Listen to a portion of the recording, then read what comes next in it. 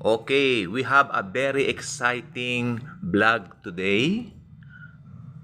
Pinamagatang Forever Young. Okay, so good morning sa inyong lahat. Join me para matutunan natin at ma-experience natin yung buhay na ganap at kasiyasiya na ipinangako ni Jesus sa atin. Kasama po dyan yung pagiging sa kabila ng edad na nadadagdagan, yung young looking ka pa rin. Yes. Okay? So, you know what? Growing up, madalas po akong nakakakita sa mga pictures ng Trinity, no? Dito sa left side nakaupo, matanda, bearded, white-haired, no? Tapos dito sa bandang kanan, syempre ang Panginoong Jesucristo, bata, no?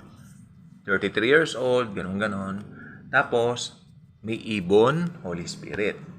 Ang tutukan natin yung matanda, yung old man na nagre-represent daw sa God the Father. Pero may tanong ako sa inyo. Nang i-create po ng Panginoon ang buong mundo, hindi po niya intended na tatanda ang tao. Hindi niya intended na mamamatay ang tao. Hindi ba? Ang intended ng Panginoon ay mabuhay ang tao magpakailanman. Kaya lang pumasok ang kasalanan, kaya nagkaroon ng sumpa. Pumasok ang kamatayan, ultimately kamatayan, at ang process po hanggang maabot ang kamatayan, mula kapanganakan hanggang kamatayan ay ang process pagtanda. So, paano mo i-represent ang God the Father na matanda? Wrong po yun. Ang God the Father po, young looking. God the Son, young looking. Holy Spirit, young looking. Ngayon, pag may pilosopo, nakita mo ba? No, hindi. Pero, ang pinagbasihan ko lang po ay yung mga katotohanan ng Biblia na tulad niyan, sinabi ko, pumasok ang death, pero before you accomplish that, si Adan nabuhay ng 900 something years. Pero bago niya ma-achieve yung ika-900 something na yon, ay dumaan po siya sa proseso, tumanda, humihina po ang katawan ng mga tao. So prayers po kay Gardo Versosa. I think isa po siya sa magaling na aktor na hinahangaan po namin, no, ever since mga malilit pa kaming bata. So inatake raw po siya ng Martes. Prayers po sa kanya, no? Sana gumaling na po siya. Okay. So, yan po pag nagkakaedad ka, humihina ang katawan mo. Kasi balita ko, nagbisikleta si Gardo Versosa mula Metro Manila hanggang sa Tarlac City. So, ibig sabihin, 9 hours siya nagbisikleta. And then, nagbisikleta pa rin daw siya, tawag dito, mula Maynila hanggang Laguna. So, ang sabi ng iba, ang speculation nila, doon daw nagmula yung sakit sa puso, napagod ng husto. So, ang katawan natin, hindi masyado dapat pinapagod. Pinapahinga rin pag may time. At hindi rin lagi nakapahinga. Kailangan medyo gumagalaw-galaw din. So, ang katawan natin, very fragile.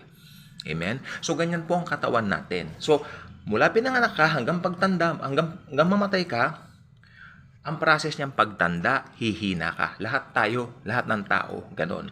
Pero, kung nasa Panginoong Jesucristo ka, nandoon ang iyong health. Nandoon ang iyong kalakasan. Despite ng matanda ka na, malakas ka pa rin. Why? Because Jesus is our health. Jesus is forever young. Okay. Si Jesus, the same yesterday, today, and forever. When we receive Jesus, bagamat tatanda ang katawan natin, wasting away ang katawan natin, tumatanda, pero may something sa atin na bata pa rin tayo. Patunayan ko po yan. Meron pong isang hindi mananampalataya, edad 20 pa lang po pataas. Akala mo matanda na. Sa kabilang banda, merong isang mananampalataya ni Kristo, 40 plus na mukhang bata. Kasi nandoon po ang glory ni Jesus Christ sa mga believers niya. So, ang health po natin ay isang regalo ng Panginoon sapagkat by His stripes, we are healed. Alam niyo po yung 40 minus 1 lashes. Yan po yung pinanghampas sa Panginoong Hesukristo nung siya ipinalatigo. Hindi lang po yan basta-basta hampas. Sapagkat isang hampas pa lang dyan, lilito na yung buto mo. Dahil ganun yun. Para siyang tutungkabin niya yung balat mo, tutungkabin niya yung skin mo to the point na makita na ang buto mo. Meron pong isang nakalagay sa hula sa Salmo na tinitignan nila ako habang nakalitaw ang aking mga buto. Something like that. So, ibig sabihin, nung nagbubuhat siya ng malaking beam, mabigat na beam, si Jesus Christ kita na yung kanyang buto. Dahil doon sa 39 lashes na kanyang tinamo. Why? Dahil mahal na mahal niya tayo. Kaya forever young tayo. Tumandaman tayo, halimbawa, ganito po yan tumandaman tayo, maging 80 man tayo, mukha lang tayong 60. Yan po ang gift ni Jesus. Pero syempre, ultimately, kung hindi pa magra-rapture, we will die. We will all sleep. Hindi po natin tatawagin death o dying. Sleep.